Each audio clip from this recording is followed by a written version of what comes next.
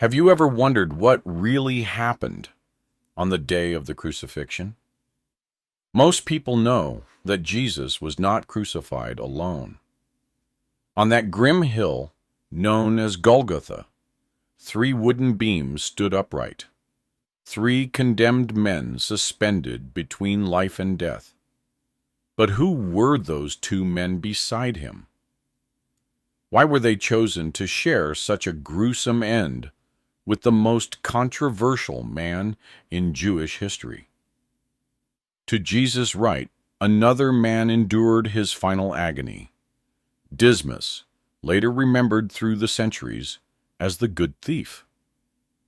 And to his left, a man called Gestas, bitter, angry, remembered only as the bad thief. Of the 3, it was Jesus who had suffered the most vicious torture. He had been whipped with a Roman flagrum, a brutal instrument with metal fragments at its tips, herming flesh and muscle from bone. His ribs were exposed, his chest raw and bleeding. His head had been forced into a crown made of long, thorny branches that pierced through his scalp, mixing blood with sweat and dirt. Nails, thick and rusted, had been driven through his hands and feet. He was mutilated beyond recognition. So savage was the punishment that even the toughest onlookers turned their eyes away. But few at Golgotha had hearts that could feel pity. Even now, nailed to the cross, Jesus received no rest. His wounds were reopened again and again, with strikes from reeds and staffs, relentless and merciless. The 3 crosses stood like grotesque monuments against the sky.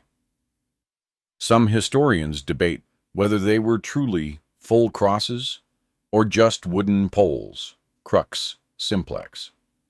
But that's beside the point. You understand the scene.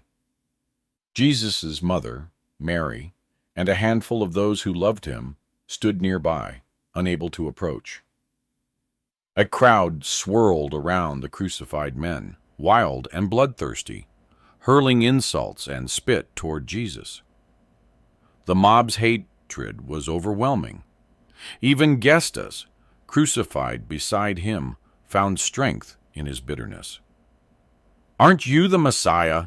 he jeered. "Save yourself and us too." But amid that chaos, someone was listening. Someone whose life was about to change forever. Dismas, despite his pain, saw something no one else did. He watched Jesus suffer silently. No curses escaped his mouth, no threats of revenge. Instead, he forgave his torturers, praying for them. Dismas saw truth in the eyes of a dying man, and in that moment, believed. That belief altered the course of his eternal destiny. Stay with me. You're about to uncover the truth behind this conversion, a story that has been buried under centuries of myth and misunderstanding. What you're about to learn may redefine what you know about mercy, regret, and salvation. I am the documentarian, and this is the untold story of Dismas, Gestas, and the centurion. But first, why were 2 thieves crucified beside Jesus? Surely you've wondered.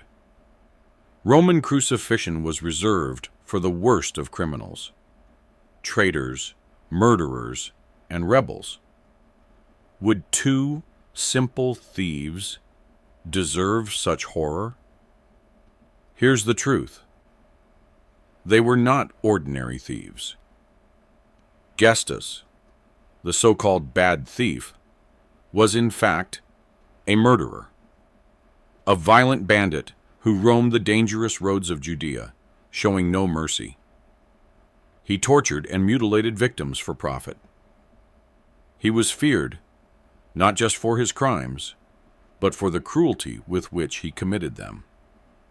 Dismas on the other hand, was more complex. He was a local outlaw, yes, but something like a Robin Hood figure. He stole, yes, but often gave much of what he took to the poor. Yet the religious authorities viewed him as a dangerous agitator, someone capable of stirring rebellion. And they were already dealing with one would-be prophet drawing crowds. That was enough. But Dismas carried a secret that tormented him far more than the threat of death. Years earlier, Dismas had committed a crime he could never forget. As a young man, he had ambushed a tax collector on the road to Capernaum. He wasn't alone. Two companions helped him trap the official and drag him into the hills. Hidden from view, they beat him and stole all he had. They demanded he reveal where he kept more valuables. One of the thieves, more brutal than Dismas, smashed the young man's leg and left him in the wilderness to die. As they walked away, the wounded man pleaded, "Please, don't leave me here. I'm far from water. A lion roams this land. If thirst doesn't kill me, the beast will. I beg you, let me go back to my mother. I'm her only son." But the thieves ignored him. Only Dismas looked back. Something about the tax collector's voice, raw, desperate, burned into his memory. Dismas wanted to return, to help. He planned to sneak back with water, food, and medicine. But when he did return early the next day, it was too late. The man was gone. All he found were bloodied clothes and deep claw marks in the soil, signs that a lion had indeed found its prey. For years, this haunted Dismas, no matter how he tried to justify it. I didn't kill him. I came back. He was a moss collector. Anyway, he couldn't shake the guilt. The image of the boy's mother, wailing for her missing son, lingered in his soul. Later, Dismas heard whispers about a man who forgave sins. They said he healed the sick, made the blind see, that he welcomed sinners, even tax collectors, that he ate with them and loved them. Dismas desperately wanted to meet this man, to confess, to beg forgiveness. But there was always another robbery to plan, another score to settle.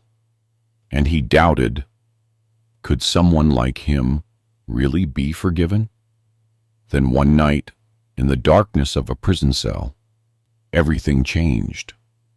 The Roman centurion arrived with news. Jesus had been arrested. The city buzzed with rumors. Some said he had healed a servant's ear after one of his disciples attacked a guard.